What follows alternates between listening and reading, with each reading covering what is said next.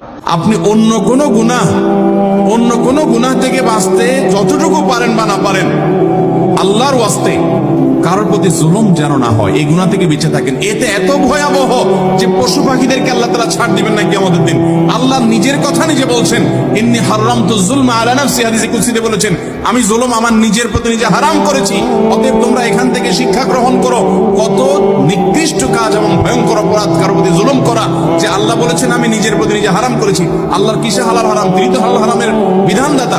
তিনি বলেছেন নিজের প্রতি নিজের জুলুমকে হারাম করেছেন। অতএব তোমরা একে অন্যের প্রতি জুলুম।